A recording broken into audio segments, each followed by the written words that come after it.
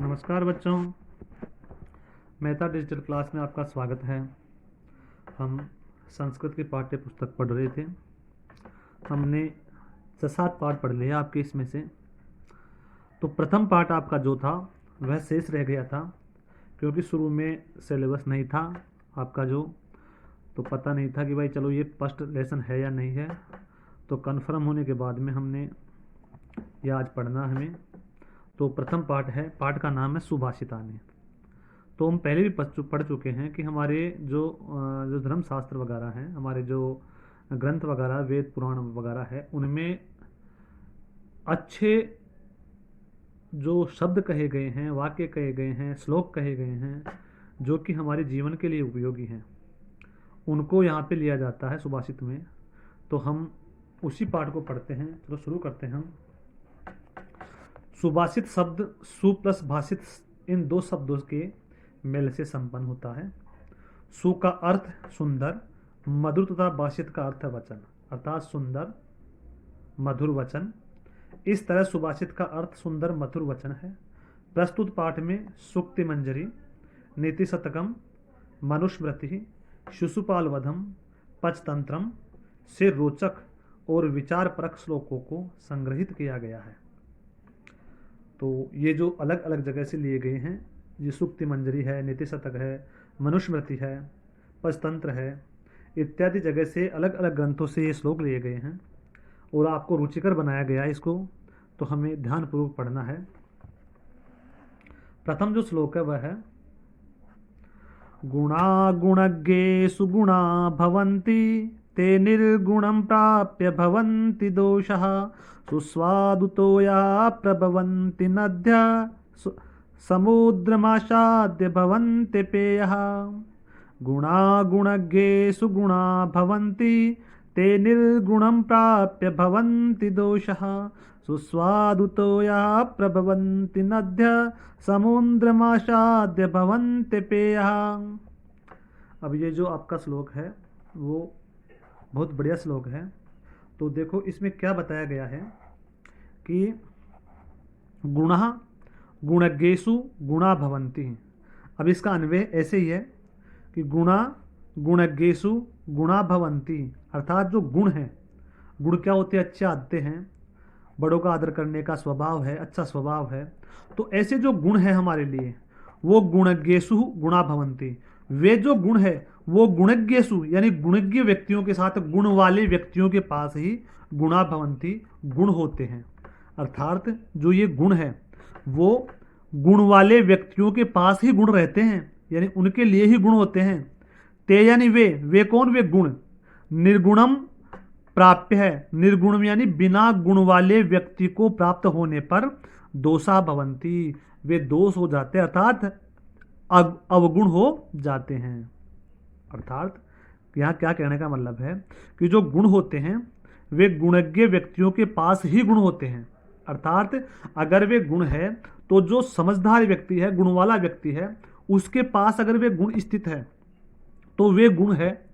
पर अगर ते यानी वे जो गुण है वे निर्गुण व्यक्ति के पास में प्राप्त होने पर दोषा भवन्ति, वे दोष हो जाते हैं। क्या हो जाते हैं? अवगुण हो जाते हैं। वो समझ गए आप? यानी गुण वाले व्यक्ति के पास ही गुण होते हैं। वे जो गुण है वे निर्गुण व्यक्ति के पास पहुंच करके दोष हो जाते हैं, अर्थात अवगुण हो जाते हैं। अब देखो, नद्यः यानी नदियां, सुस्वादुतोयः प्रभवन्ति। नदियां जो है, नदियां जो है वो सुस्वादुतोया, सुस्वाद का मतलब है पीने योग्य। सुस्वादुतोया का मतलब क्या होता है? स्वादिष्ट वाली जल वाली या पीने योग्य जल वाली। प्रभवंती बहती है, यानी जब नदियां निकलती है, बरसात के समय ले लो या हिमालय से जो निकल रही है वे जब अपने स्थान से निकलती है तो वे बहुत ही स्वादिष्ट और गुण वाले जल से युक्त होती है। वो उससे युक्त जल से बहती है। लेकिन समुद्रम आसाद्य, अर्थात समुद्रम आसाद्य यानी समुद्र में पहुंच करके अपेया भवंती, वे जो नदियां हैं वे अपेय हो जाती है, यानी पीने योग्य नहीं रहती है, क्योंकि उनका पानी क्या हो जाता है? खारा हो जाता है। किस कारण से? समुद्र के पानी में मिलने के कारण से। तो आप समझ गए ये? अर्थात गुण जो है वो गुणज्ञ व्यक्ति के पास ही होने पर गुण है। अगर वे ही गुण किसी दुष्ट व्यक्ति या निर्गुण वाले व्यक्ति के पास हो तो वे दोष हो जाते हैं। जिस प्रकार से नदियाँ सुस्वादुतोया सुस्वादिष्ट स्वादिष्ट और गुण वाले पानी से युक्त होकर के बहती है, और वही नदियाँ समुद्रम आसाद्य समुद्र में मिल करके पहुँच करके अपेया भवंती अपेय हो जाती है, अर्थात वे पीने योग्य नहीं रहती है। लिख देता हूँ यहाँ पे मैं इस श्लोक एक अर्थ को, तो आप लिख लेना एक बार और, है ना। गुण गुणवान गुणवान व्यक्ति के पास ही गुण होते हैं, अर्थात जो गुण है वे गुणवान व्यक्ति के पास ही गुण होते हैं। वे निर्गुण के पास पहुंचकर दोष हो जाते हैं। दोष का मतलब क्या है यहाँ पे? दोष का मतलब है निर्गुण हो जाते हैं, वे गुण वाले अवगुण हो जाते हैं, वो गुण नहीं रहते हैं। जैसे नदियाँ स्वादिष्ट गुण वाले से युक्त होकर बहती है, परंतु समुद्र में मिलकर वह जल अपेय हो जाता है। अर्थात अब दूसरा देखो, साहित्य संगीत कला विहीन है, साक्षात पशुपुच्छ विषाणहीन, तृणं न खादन्नपि जीवमानः, तद्भाग देयं परमं पशूनाम। साहित्य संगीत कला विहीन है, साक्षात पशुपुच्छ विषाणहीन, तृणं न खादन्नपि जीवमानः, तद्भाग देयं परमं पशूनाम। अन्वय देखिए इसका एक बार। साहित्य संगीत कला विहीन है, साक्षात पुच्छ विषाणहीन है पशु। अब देखो, साहित्य संगीत और कला से विहीन। साहित्य का मतलब क्या हो गया? हमारा जो साहित्य है, हमारा जो मतलब ज्ञान है, ठीक है ना, वो सारा। संगीत अर्थात संगीत, कला और कला से विहीन, से रहित जो व्यक्ति है वह साक्षात पुच्छ विषाणहीन है पशु। वह साक्षात पूंछ और विषाणहीन है। विषाण का मतलब क्या होता है? सींग। पूंछ और सींग से हीन सब पशु है। किसके समान है वो? पशु है। किसके? कैसा पशु? जिसके पूंछ और सींग नहीं है, ऐसा पशु है। तृणम न खादन नपि जीवमानः,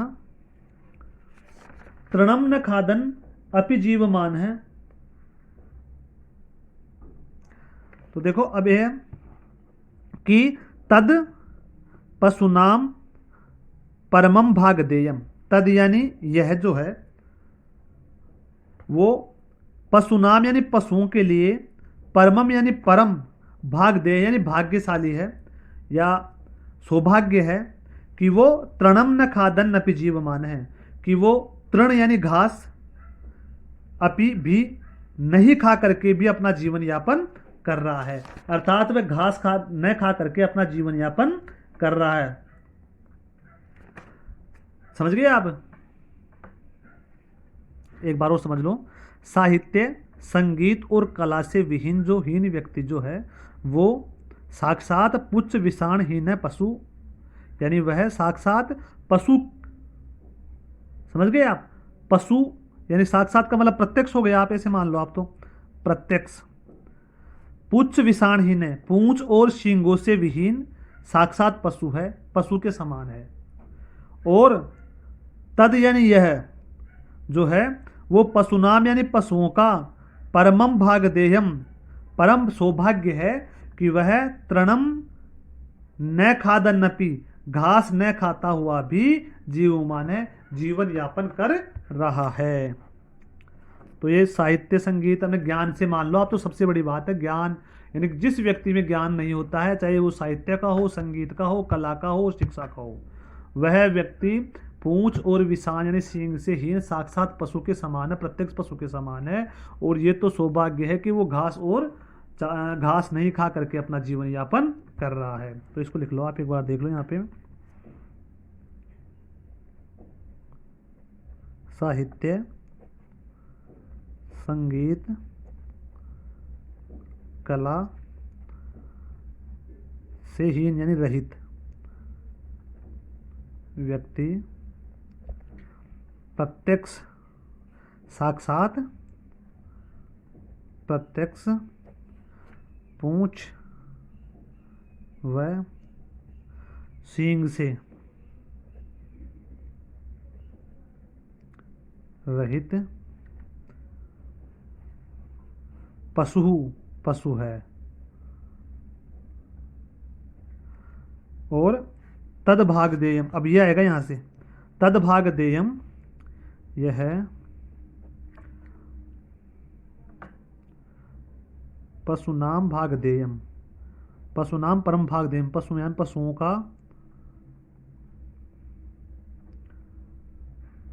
का सौभाग्य है कि वह तृण न खादन्नपि जीवमान है, घास न खाकर जीवन यापन कर रहा है, कि वह घास न खा करके अपना जीवन यापन कर रहा है। तो इसको आप देख लेना। अब देखो,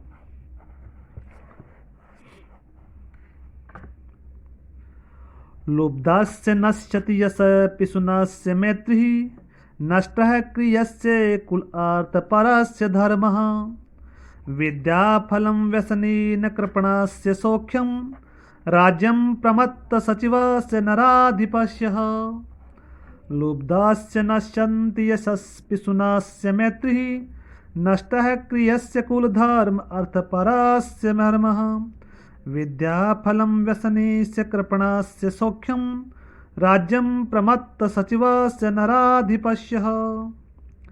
अब देखो, अब इसमें देखो पहले कि लुब्धस्य यशः नश्यति, या आप ऐसे दो, लुब्धस्य यशः पिशुनस्य मैत्री, इसको छोड़ दो आप, लुब्धस्य यशः पिशुनस्य मैत्री नष्ट क्रियस्य कुलम अर्थ परस्य धर्म। अब समझो, लुब्धस्य, लुब्ध किसे कहते हैं? लोभी व्यक्ति को। लुब्ध किसे कहेंगे? लोभी व्यक्ति को। लुब्धस्य यशः पिशुनस्य मैत्री, लुब्ध जो लोभी व्यक्ति है उसका यश, लोभी व्यक्ति का यश। पिशुनस्य मैत्री, पिशुन का मतलब है चुगलखोरी, पिशुन का मतलब क्या है? चुगलखोर। चुगलखोर की मित्रता, अर्थात लोभी व्यक्ति का यश, चुगलखोर की मित्रता। नष्ट क्रियस्य कुलम, अब नष्ट क्रियस्य का मतलब है जिसकी क्रिया नष्ट हो गई हो, जो निष्क्रिय हो, जो एक्टिव नहीं हो, ऐसे मान लो आप तो। नष्ट क्रिया वाले व्यक्ति का कुल, अर्थात जो क्रियाशील नहीं हो, कार्य नहीं करता हो, उसका कुल। अर्थपरस्य धर्म है, और जो अर्थपरक हो, अर्थात अर्थपरक का मतलब धर्म पर, धन पर आश्रित रहने वाला, ठीक है ना, उसका धर्म, ठीक है ना। व्यसनः विद्याफलम, व्यसनी व्यक्ति का व्यसनी कहते हैं बुरी आदतों वाले का जो है उसका विद्याफल अर्थात उसकी विद्या। और कृपणस्य सौख्यम, कृपण का मतलब क्या होता है? कंजूस व्यक्ति का सुख। प्रमत्त सचिवस्य, प्रमत्त सचिव का मतलब होता है प्रमाद या आलस्य से युक्त जो है उसका नराधिपत्य, उस राजा का राज्यम, राज्य। नश्यति, नष्ट हो जाता है, विनाश हो जाता है। यानी किस किस व्यक्ति की क्या क्या वस्तुएं नष्ट होती है वो इस श्लोक में बताया गया है कि लुब्ध व्यक्ति का, जो लोभी व्यक्ति है उसका यश नाश हो जाता है, जो चुगलखोर होता है उसकी मित्रता नष्ट हो जाती है, नष्ट क्रियस्य कुलम, यानी जिसकी क्रियाएं नष्ट हो चुकी है, जो निष्क्रिय व्यक्ति है उसका कुल, और अर्थ परस्य धर्म है, और जो धन के अंदर ही, ठीक है, धन के अंदर ही ज्यादा आश्रित रहता है उसका सुख। प्रमत्त सचिवस्य नराधिपस्य, प्रमत्त सचिव वाले अर्थात आलस्य से युक्त जो प्रमाद सचिव है ऐसा राजा, उसका राज्य नष्ट हो जाता है। और समझ लीजिए, एक बार लिख देता हूं यहां पे, लोभी व्यक्ति की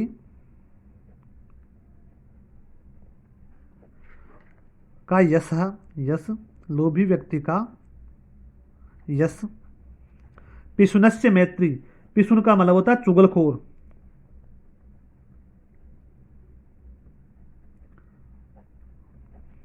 चुगलखोर की मित्रता।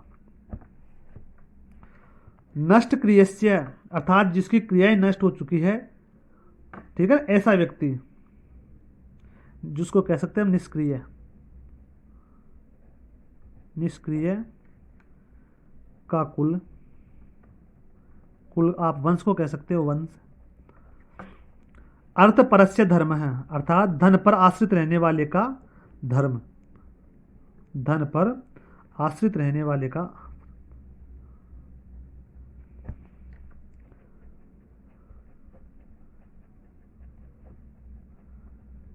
उसका धर्म। विद्याफलम व्यसिनः, व्यसिनः विद्याफलम, व्यसनी व्यक्ति का, व्यसनी का बुरी आदत वालों का,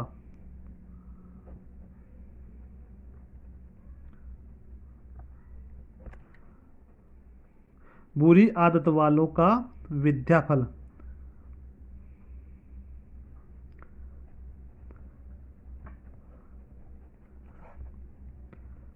सुफल।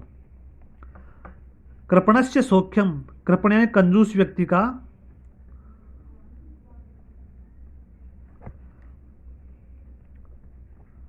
सुख। और प्रमत्त सचिवस्य अर्थात प्रमादग्रस्त, आप कह सकते हो मतलब उसका आलसी व्यक्ति वालों, प्रमादग्रस्त, प्रमाद,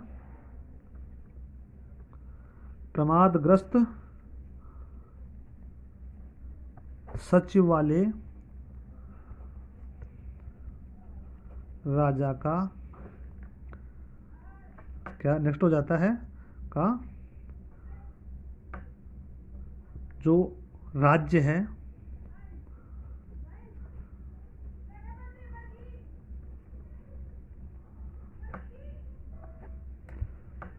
तो आप समझ लीजिए इसको एक बार और।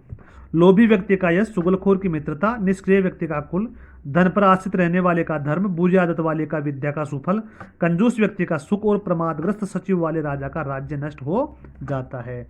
इसलिए व्यक्ति को इन जो है उनको त्यागना चाहिए। ये इसका हिंदी अर्थ है इनके श्लोकों के आगे।